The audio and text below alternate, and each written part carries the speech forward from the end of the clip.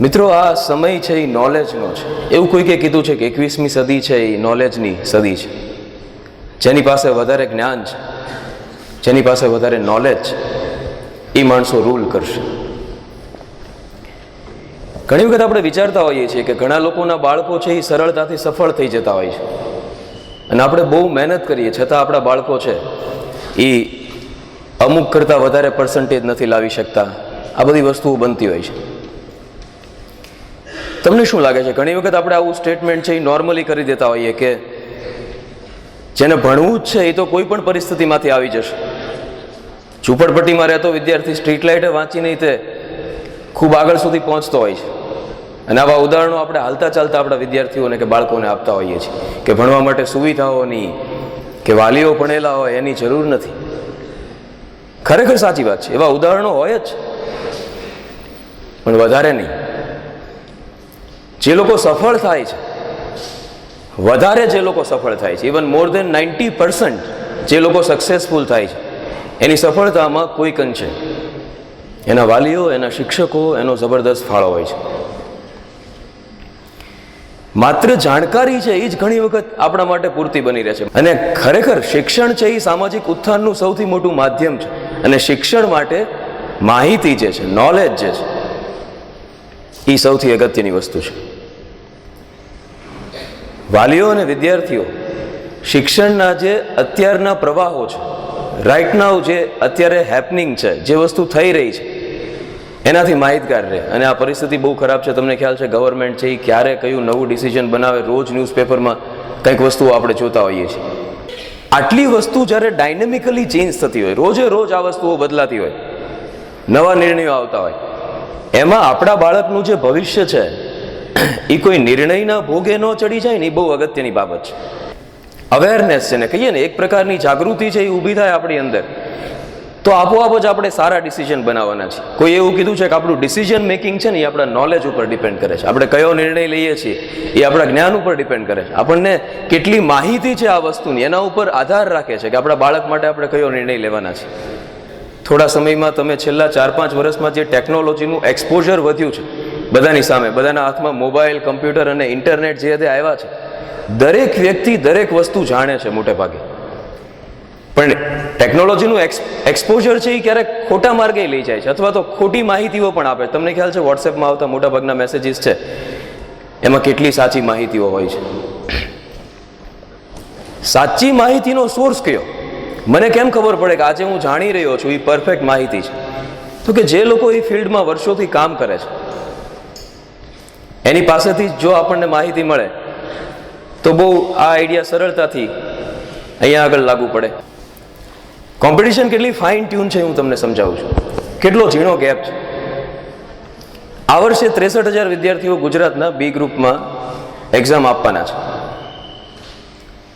1155 જેટલી last year પ્રમાણે MBBSની ગવર્મેન્ટની સીટો છે. 3530 છે એ સેલ્ફ ફાઇનાન્સ સાથે. આ 1155માંથી તમે રિઝર્વેશન વગેરે દૂર કરો તો 700 જેવી સીટો, 600 થી 700ની વચ્ચે સીટો છે એ વધે છે.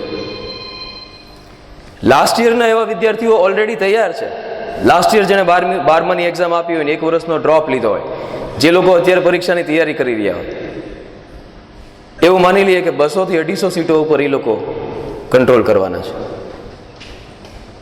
જે આપણે મહેનત કરી રહ્યા છીએ ને, જે 60,000 વિદ્યાર્થીઓ ટ્રાય કરી રહ્યા છે બી ગ્રુપના, જેમાંથી મોટાભાગના વિદ્યાર્થીઓ એ 500 સીટ માટે ટ્રાય કરી રહ્યા છે ગવર્મેન્ટની. તમને એવું નથી લાગતું કે 500 વિદ્યાર્થી આખા ગુજરાતમાં એવા હશે જે લોકો તનતોડ મહેનત કરતા હશે, તમારા કરતા આગળ હશે? એક નાની એવી ઇન્ફોર્મેશન, નાની એવી હિન્ટ, ફેકલ્ટીનું નાનું એવું ગાઈડન્સ એવું બની રહેતું હોય છે કે એની લાઈફ ચેન્જ કરી નાખે. એવા વિદ્યાર્થીઓ હોય છે કે જે ખાલી 1 કે 2 માર્ક ગુજકેટમાં આવે એના માટે એને સેલ્ફ ફાઇનાન્સમાં જવું પડ્યું હોય, અને કેટલો મેજર ડિફરન્સ આવશે. 20 થી 22 લાખનો 1 માર્ક એને પડ્યો હશે. એને ખબર નથી કે મેરિટ એને ક્યાં સુધી લઈ જવાનું છે. નોલેજ બહુ ઇમ્પોર્ટન્ટ છે.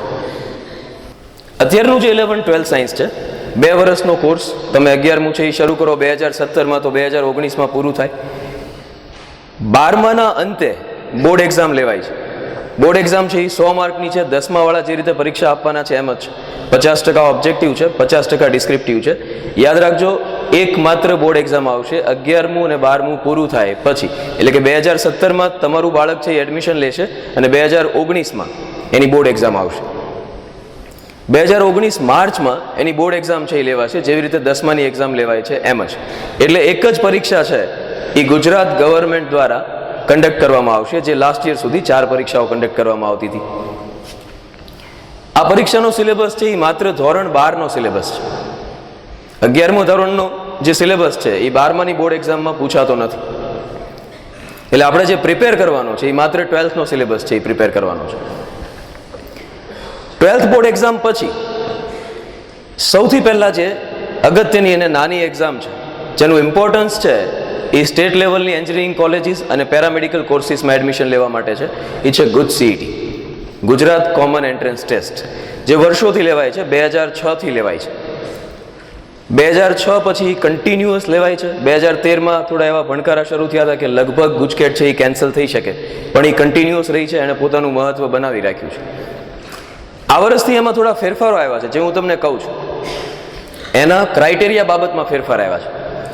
ગુજકેટ છે એ 120 માર્કની એક્ઝામ છે, 3 કલાકનો પેપર છે, 3 સબ્જેક્ટ ફિઝિક્સ, કેમેસ્ટ્રી અને બાયોલોજી 40-40 માર્કના પૂછાય છે.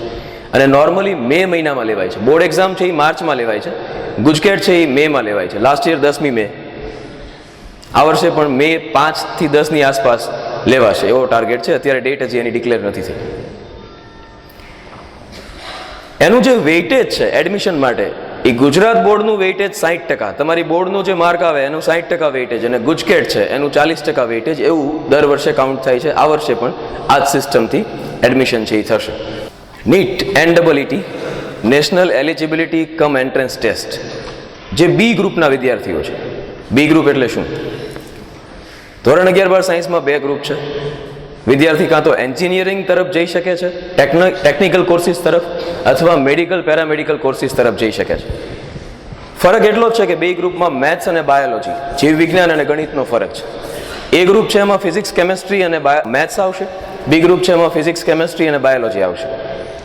મોટે ભાગે અમે એવો આગ્રહ રાખતા હોઈએ છીએ કે બી ગ્રુપનો વિદ્યાર્થી છે એ સંસ્કૃત રાખે અને એ ગ્રુપનો વિદ્યાર્થી છે એ કમ્પ્યુટર રાખે.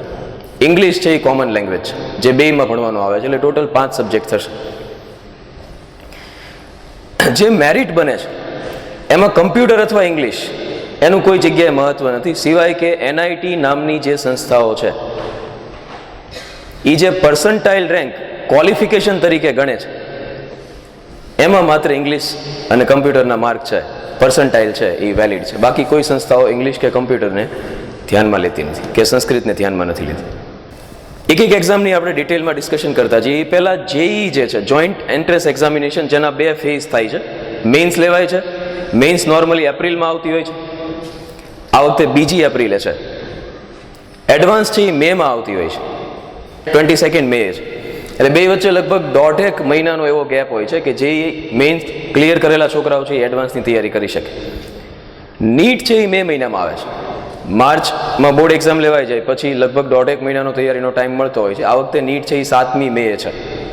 આ વર્ષે ડેટ ડિક્લેર થઈ ગઈ છે, એનું નોટિફિકેશન આવી ગયું છે, ફોર્મ ભરાવાના શરૂ થઈ ગયા છે. ઘણા લોકો કહેતા હોય છે કે એવી સંભાવના ખરી કે હવે નીટ નીકળી જાય કે એવી કોઈ વસ્તુ? સહેજે નહીં. સુપ્રીમ કોર્ટે એને કાયદો બનાવી નાખ્યો છે, એને કાયદાનું સ્વરૂપ આપી દીધું છે. એટલે હવે એના ચાન્સીસ એવા ઓછા છે કે બી ગ્રુપનો વિદ્યાર્થી છે એ MBBS અથવા ડેન્ટલમાં નીટ વગર જઈ શકે.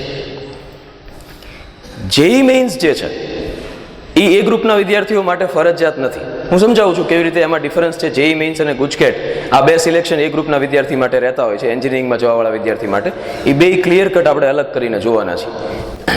સૌથી પહેલાં આપણે નીટ વિશે વાત કરવી છે.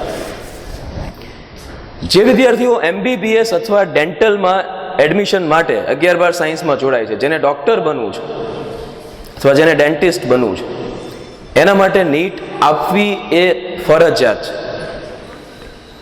નીટ એક્ઝામ છે એ MCI દ્વારા દાખલ કરવામાં આવેલી એક્ઝામ છે. CBSE એને કન્ડક્ટ કરે છે અને એમ્સ સંસ્થા જે છે, all India institution four medical surgery and research, તો એ જે છે મેડિકલ સાયન્સીસ, આ જે ઇન્સ્ટિટ્યુશન છે એ નીટના પેપર સેટ કરે છે. આ વર્ષથી ચેન્જ થયો છે. લાસ્ટ યર સુધી સીબીએસઈ અથવા એમસીઆઈ એના પેપર છે એ સેટ કરતી હતી. ઓલ ઇન્ડિયા લેવલે લેવાતી એક જ એક્ઝામ છે, એક જ તારીખે આખા ભારતમાં લેવાય છે. હા, આખા ભારતમાં 14 લાખ વિદ્યાર્થીઓ છે એ બી ગ્રુપના છે. લાસ્ટ યર સુધી ફરજિયાત નહોતી, એટલે 4 થી 5 લાખ વિદ્યાર્થીઓ છે એ પીએમટીના ફોર્મમાં એને આપતા હતા. આ વર્ષથી 14 થી 15 લાખ વિદ્યાર્થીઓ છે એ નીટ આપશે એવું માનવામાં આવી રહ્યું છે. આપણા સ્ટેટના ટોટલ 63,000 વિદ્યાર્થીઓ બી ગ્રુપના છે, જેમાંથી 61,000 વિદ્યાર્થીઓ છે એ નીટ આપવાના છે એવું આપણે માની શકીએ. અચ્છા, તો એવું ખરું કે કોઈ નીટ ન આપે તો ચાલે કે એવું? ફરજિયાત નથી, પણ એવું બની શકે કે ગવર્મેન્ટ એવો નિર્ણય બનાવે કે જે પેરામેડિકલ કોર્સિસ છે એમાં પણ એડમિશન છે એ નીટના આધારે થઈ શકે. એટલે નીટ આપવી એ હિતાવહ છે. કદાચ આ વર્ષે કે તમારા કોઈ રિલેટિવ છે 11-12 સાયન્સમાં હોય, 12 સાયન્સમાં એક્ઝામ આપતા હોય, તો નીટ ન આપવાના હોય તો એવો આગ્રહ ન રાખે એ ખાસ જરૂરી છે. નીટ આપે એ ખૂબ જરૂરી છે. 720 માર્કનો પેપર છે, 3 કલાકમાં લખવાનો છે, 180 પ્રશ્નો છે, 4 માર્કના એમસીક્યુ છે. બાયોલોજી છે એ 50% છે, ઝૂલોજી અને બોટની જેને કહેવાય. ફિઝિક્સ અને કેમેસ્ટ્રી છે એ 25% છે. આમ કહ્યું હોય તો 4 સબ્જેક્ટ 25% છે, ફિઝિક્સ, કેમેસ્ટ્રી, બોટની, ઝૂલોજી. પણ બોટની અને ઝૂલોજી બાયોલોજીના ભાગ છે, જીવ વિજ્ઞાનના, એટલે એનું જે વેઇટેજ છે એ 50%નું બને છે. ઘણા લોકો પ્રશ્ન કરતા હોય છે સિલેબસ 11-12મા ધોરણની ટેક્સ્ટ બુક છે. અચ્છા, એનસીઆરટી અને ગુજરાત બોર્ડના સિલેબસમાં કાંઈ ફરક ખરો? ફિઝિક્સમાં થોડો ઘણો, સાવ એવો કે કદાચ આપણે એનસીઆરટીની ટેક્સ્ટ બુક હાથમાં ન લઈએ અને ગુજરાત બોર્ડનું ફિઝિક્સ વ્યવસ્થિત કરી જઈએ તોય ચાલે. કેમેસ્ટ્રીમાં થોડો વધારે ફરક, બાયોલોજીમાં ઘણો બધો ફરક. એક્સપર્ટ્સ એવું કહે છે કે બાયોલોજીમાં 30 થી 40% જેટલો ફરક છે. એટલી ઇન્ફોર્મેશન શું કરવું પડે? એક્સ્ટ્રા આપવી પડે. કેવી રીતે આપવામાં આવે? શિક્ષકો દ્વારા એના એક્સ્ટ્રા મટીરિયલ બનાવવામાં આવે. આખા ભારતમાં એમબીબીએસની ટોટલ 426 કોલેજો છે, 63,800 સીટ છે ટોટલ. એમાંથી ગવર્મેન્ટ સીટ છે 22,715 અને સેલ્ફ ફાઇનાન્સ સીટો છે 41,000 સમથિંગ. ગુજરાતની અંદર લાસ્ટ યર પ્રમાણે 3530 છે, 22 ટોટલ કોલેજો, એની 3530 સીટો એમબીબીએસની. એમાંથી 1155 છે એ ગવર્મેન્ટ અને 2375 છે એ એસએફઆઈ સેલ્ફ ફાઇનાન્સ સીટો છે, જેના માટે આપણે નીટ આપવી ફરજિયાત છે. અહીંયા આગળ બીજો એક ડિફરન્સ છે,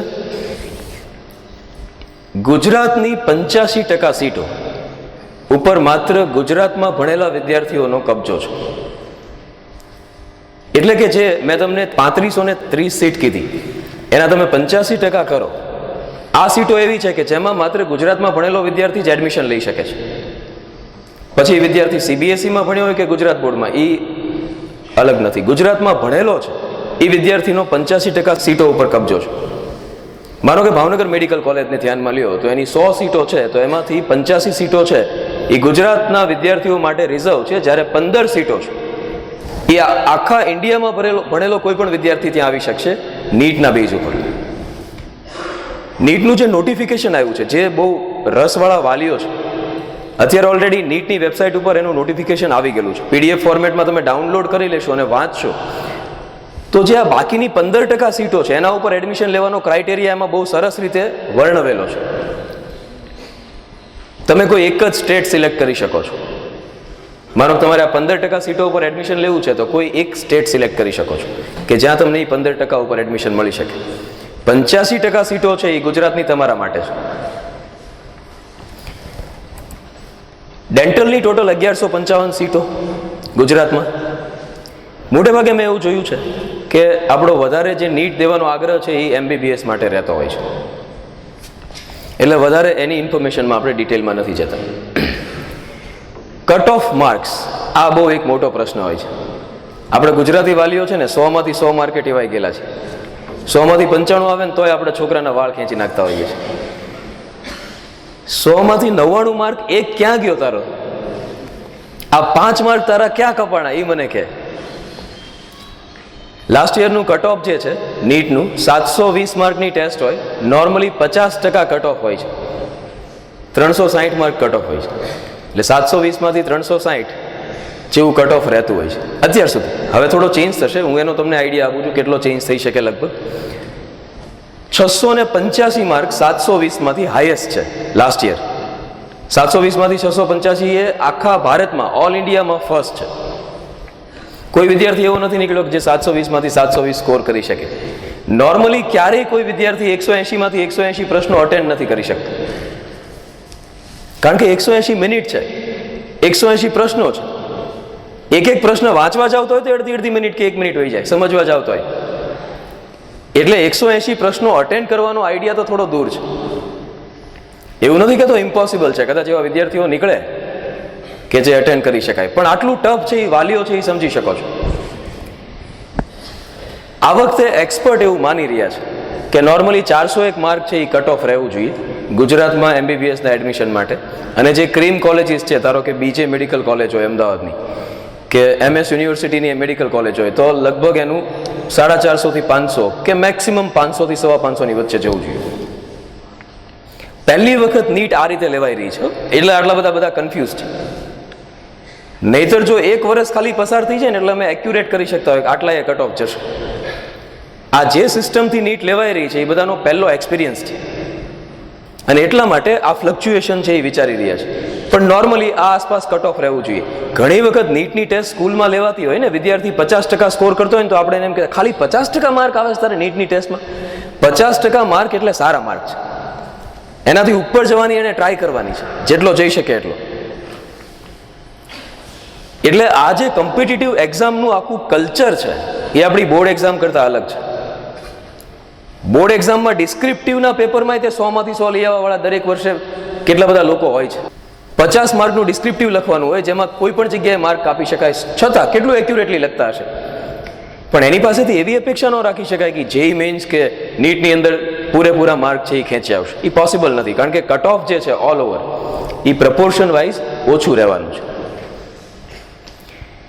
આપણું બાળક છે એ વધારે પ્રશ્નો કેમ અટેન્ડ કરી શકે અને યોગ્ય પ્રશ્નોને છોડી શકે. જો વિદ્યાર્થીઓના વાલીઓ, આ બહુ અગત્યની બાબત છે. ઘણી વખત કેવું થઈ જાય, આપણું વિદ્યાર્થી બહુ ઇન્ટેલિજન્ટ છે, સ્ટુડન્ટ એટલો બધો ઇન્ટેલિજન્ટ છે કે એને પ્રશ્નો છોડતા નથી આવડતા. ધારો કે 180 પ્રશ્ન છે, એને એમ જ થાય કોઈ પ્રશ્ન હાથમાં પકડ્યો એટલે હું સોલ્વ કરે પાર કરીશ, પણ એ સોલ્વ કરવાની અંદર ટાઈમ કેટલો લે છે એ ખૂબ અગત્યનું છે. બધા પ્રશ્નો સોલ્વ કરતો જાય, પણ દરેક પ્રશ્ન ધારો કે 2 મિનિટનો ટાઈમ લેતો જશે તો એ 90 ક્વેશ્ચન તો સોલ્વ કરી શકશે, એમાંથી અમુક ખોટા હશે. 4 માર્ક પ્લસ છે જો જવાબ આવે તો, ખોટો જવાબ છે તો -1 છે. જેટલા ખોટા જવાબો ભરો છો એનો એક નેગેટિવ માર્ક થતો જાય છે. કયા પ્રશ્ન છોડવાના આ બહુ અગત્યનું છે. તમે છોડી નથી શકતા તો તમે મેળવેલા માર્ક છે એ ગુમાવતા જાઓ છો. આ જે અપ્રોચ છે ને એ વિદ્યાર્થીઓને શીખવવો પડે છે. આ પ્રોસેસ છે ને એ બહુ અગત્યની છે કે વિદ્યાર્થીઓને ખ્યાલ આવે, એને શીખવાડવામાં આવે કે કયો પ્રશ્ન અટેન્ડ કરવાનો છે, કયો પ્રશ્ન છોડવાનો છે.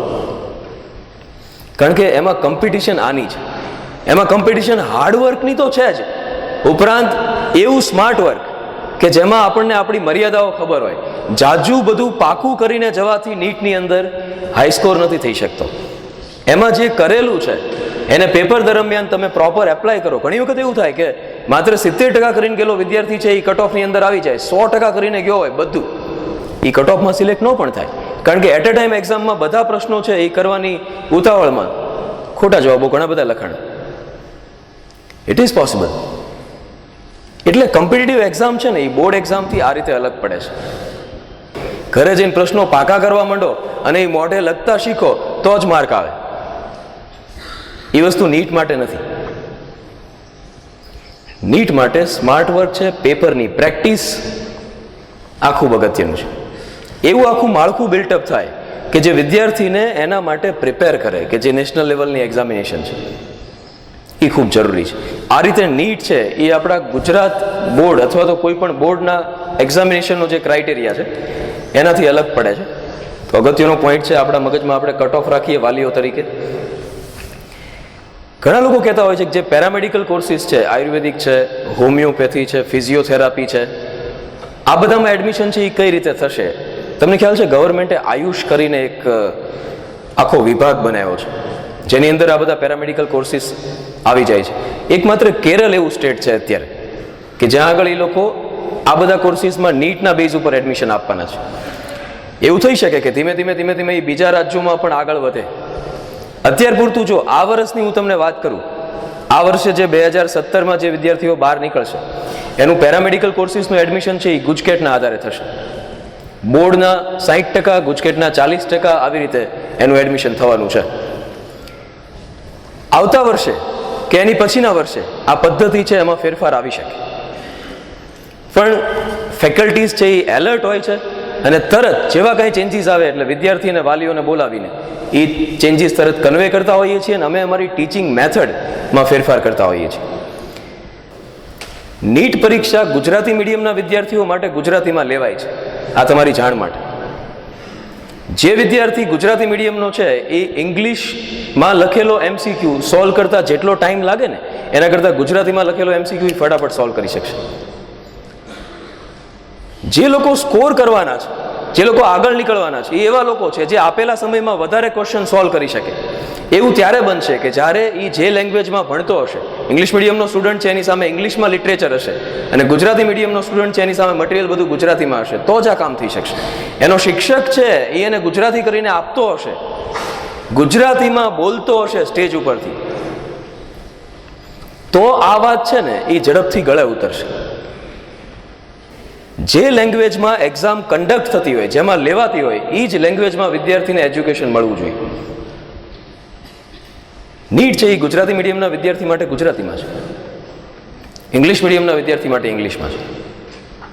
જે ઓફિશિયલી નીટનો પેપર લેવાય છે એમ જ ચાલે. એક પેપર છે ઇંગ્લિશમાં, એક કોલમ છે ઇંગ્લિશમાં લખેલી હોય, એની જ વસ્તુ એક કોલમ ગુજરાતીમાં લખેલી હોય. એને બેય નોલેજ મળવા જોઈએ. નવું જે નોટિફિકેશન આવ્યું છે અત્યારે, માનો કે જે નીટના એડમિશન માટેનું જે નોટિફિકેશન આવ્યું છે એમાં બહુ સરસ સૂચના છે. ટ્રાન્સલેશનમાં ભૂલ હશે, ગુજરાતી કરવામાં ભૂલ હશે તો સાચો પ્રશ્ન ઇંગ્લિશનો ગણવામાં આવશે. વિદ્યાર્થીને કહેવામાં આવે છે કે તમે ગુજરાતી વાંચો છો, સહેજે કન્ફ્યુઝ થાવ છો તો પાછા ઇંગ્લિશ વાંચો અને જુઓ કે કાંઈ ચેન્જ નથી ને. એટલે એના માટે પ્રિપેર કરવામાં આવે છે, પણ એવો આગ્રહ રાખવો ને કે હિન્દી બોલતો કોઈ માણસ છે સ્ટેજ ઉપર જઈને કામ કરે. અમે એના અનુભવો કર્યા છે અને એમાં વિદ્યાર્થીઓને જે મુશ્કેલીઓ પડે છે એ પણ અનુભવી છે. લેંગ્વેજ છે એ બહુ અગત્યનો ફેક્ટર છે.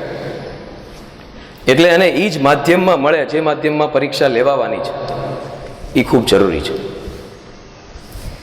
જેવી રીતે મેં તમને કીધું કે 12th સાયન્સની જે એક્ઝામ છે એ જ માત્ર બોર્ડ એક્ઝામ છે. 11માનો સિલેબસ છે એમાં પૂછાતો નથી. તો 11th જ્યારે ચાલતું હોય, નીટની અંદર 11thનું ઇમ્પોર્ટન્સ છે.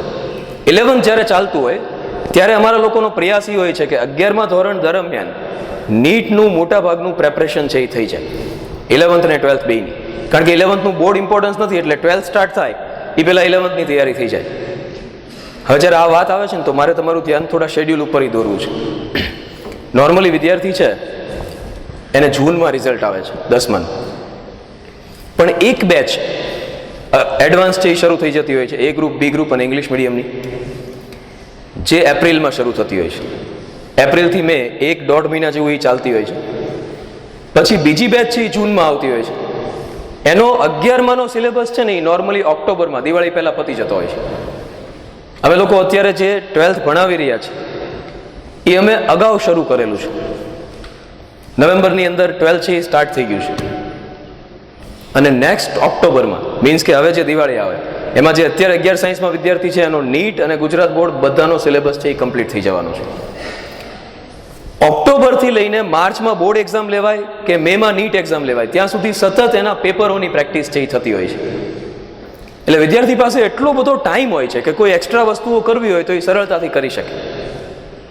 એટલે એકેડેમિક પ્લાનિંગ જ આખું એવું હોય છે કે જેને કારણે એને તકલીફ છે એ ન પડે. બોર્ડ એક્ઝામ અને નીટ, હું ઘણી વખત એવું જોઉં છું, અત્યારે નીટ ઇન્ટ્રોડ્યુસ થઈ છે ને તો બહુ એક ઉત્સાહ છે. એટલે ઘણી વખત કેવું થાય, આપણે ઉત્સાહમાં એવું ડિસિઝન બનાવીએ કે મારે તો નીટની તૈયારી કરવી છે, બોર્ડ એક્ઝામની તૈયારીની મને કોઈ પડી નથી. જે વસ્તુઓ હોય હંમેશા પ્લાન બી છે ને આપણી પાસે તૈયાર હોવો જોઈએ. સાથે સાથે એક બીજી એક્ઝામ વિશે પણ હું તમને ઝડપથી વાત કરી દઉં. જે બી ગ્રુપના વિદ્યાર્થી માટે એક બીજી એક્ઝામ લેવાય છે એ છે AIIMS, all India institute four medical sciences. જ્યારે 2011માં ગવર્મેન્ટે એનું એક્સપાન્શન કર્યું ને, આંકડો સાંભળવા જેવો છે, બહુ સરસ, વિદ્યાર્થીઓને રસ પડે એવો છે. 2011માં જ્યારે ગવર્મેન્ટે વધારે એમ્સ બનાવવાની શરૂ કરી, એ પહેલાં આખા ભારતમાં દિલ્હી એમ્સ એક જ હતી, 70 સીટ હતી ખાલી, અને આખા ભારતના 4 થી 5 લાખ વિદ્યાર્થીઓ આ એક્ઝામ આપતા હતા, અને એમાંથી એ લોકો 70 વિદ્યાર્થીઓને સિલેક્ટ કરતા હતા, જેને કહેવાય ને કે આખા ભારતના શ્રેષ્ઠ 70 ડોક્ટર્સ છે એ ત્યાંથી નીકળતા હતા. ગવર્મેન્ટે એ વસ્તુ એક્સપાન્ડ કરી છે છેલ્લા વર્ષોમાં. 2016ના આઈડિયા પ્રમાણે ટોટલ 7 કોલેજ છે આખા ભારતમાં એમ્સની, ન્યૂ દિલ્હી, ભોપાલ, ભુવનેશ્વર, જોધપુર, પટના, રાયપુર, ઋષિકેશ ને કાનપુર, અને એની 700 સીટો છે, જેની અલગથી એક એક્ઝામ લેવાય છે એમ્સ, જે આ વર્ષે 28મી મે છે. એમ્સ છે એ સંપૂર્ણપણે ઇંગ્લિશમાં છે, 200 માર્કની એક્ઝામ છે, 3.5 કલાકનો ટાઈમ મળે છે, અને એના ક્વેશ્ચનનું લેવલ નીટથી થોડું વધારે છે. બી ગ્રુપમાં એડમિશન લેવાવાળા વિદ્યાર્થીમાંથી અમુક વિદ્યાર્થીઓ એવા હાઈ કેલિબરવાળા હશે કે જે લોકો એમ્સ માટે કમ્પીટ કરી શકે. એને સેપરેટલી ટ્રીટ કરીને, જ્યારે જરૂર પડે ત્યારે એને યોગ્ય માર્ગદર્શન આપીને એને એમ્સ તરફ વાળવામાં આવશે, જેને કારણે એવી એક્ઝામો છે એનો પણ આપણને લાભ મળે. એવું બની શકે કે કોઈ વિદ્યાર્થીમાં એટલું સ્પાર્ક હોય કે એમ્સ ક્લિયર કરીને એવો ડૉક્ટર બને કે જે નોર્મલી આપણે કોઈ વિચાર્યું ન હોય. સો ધેર આર સો મેની સ્કોપ્સ, એટલા બધા ચાન્સીસ છે. હવે જ્યારે આપણે નેશનલ લેવલે એક્સપોઝ થયા છીએ ત્યારે આપણી પાસે નંબર ઓફ ચાન્સીસ છે એ વધી જાય છે, જેમાંનો એક આ એમ્સ છે. હું એ ગ્રુપના વિદ્યાર્થી ઉપર આવું છું. એ ગ્રુપ એટલે ફિઝિક્સ, કેમેસ્ટ્રી, મેથ્સ, એન્જિનિયરિંગનો આખો વિભાગ છે, જેમાં આ વર્ષની સિસ્ટમ કેવી છે થોડું ધ્યાન આપજો, આ અગત્યથી સમજવા જેવું છે. બોર્ડ એક્ઝામ જે લેવાશે 12માની, એનું 60% મેરિટ અને ગુજકેટનું 40% મેરિટ, એમ કરીને ગુજરાતની બધી કોલેજોમાં એડમિશન થશે, 2 કોલેજ સિવાય. આ 2 કોલેજ છે સુરત SVNIT, જે NIT છે, Sardar Vallabhbhai national institute of technology, અને ગાંધીનગર IIT. આ 2 કોલેજ સિવાય બાકી બધા ગુજકેટથી એડમિશન આપશે. એના સિવાયની 3 કોલેજ કે જેમાં 50% એડમિશન ગુજકેટથી થશે, નિરમા, PDPU અને DAIICT ધીરુભાઈ અંબાણી.